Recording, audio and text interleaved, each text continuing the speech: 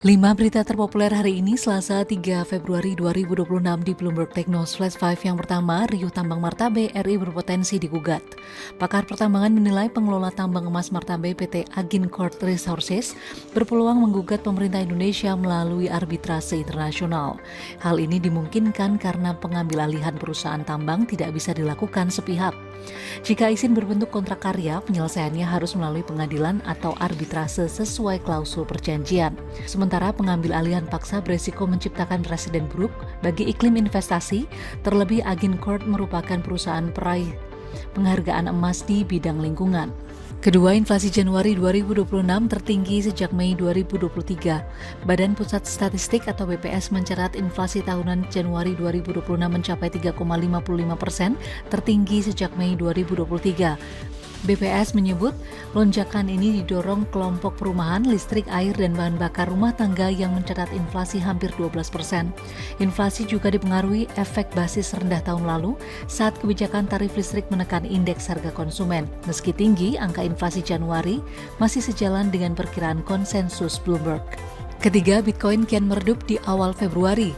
Harga Bitcoin kembali tertekan dan bertahan di bawah level 78.000 dolar Amerika Serikat atau sekitar 1,3 miliar rupiah. Dalam setahun terakhir, Bitcoin telah terkoreksi lebih dari 23%, sementara secara year to date turun hampir 11%. Tekanan ini juga meluas ke aset kripto lain seperti Ether, XRP, dan Solana. Analis menilai perubahan sentimen resiko global memicu aksi jual dengan Bitcoin yang dianggap aset beresiko tinggi menjadi yang pertama dilepas investor. Keempat, harga tembaga anjlok usai pecah rekor. Harga tembaga merosot tajam dari rekor tertinggi dan turun hingga 4% di London Metal Exchange. Pelemahan terjadi di tengah perdebatan apakah investor Cina akan kembali membeli saat harga turun. Aksi jual juga dipicu penunjukan Kevin Warsh sebagai calon pimpinan The Fed yang dikenal hawkish terhadap inflasi. Meski volatilitas tinggi, sebagian analis tidak menutup peluang rebound seiring minat beli dari Cina yang masih terlihat. Kelima, manufaktur RI ekspansi 6 bulan beruntun. Aktivitas manufaktur Indonesia kembali mencatat ekspansi pada Januari 2026. S&P Global melaporkan PMI manufaktur berada di level 52,6. Angka ini meningkat dari Desember dan menandai 6 bulan berturut-turut di zona ekspansi. Kenaikan didorong produksi dan pesanan baru dari pasar domestik meski ekspor masih tertekan.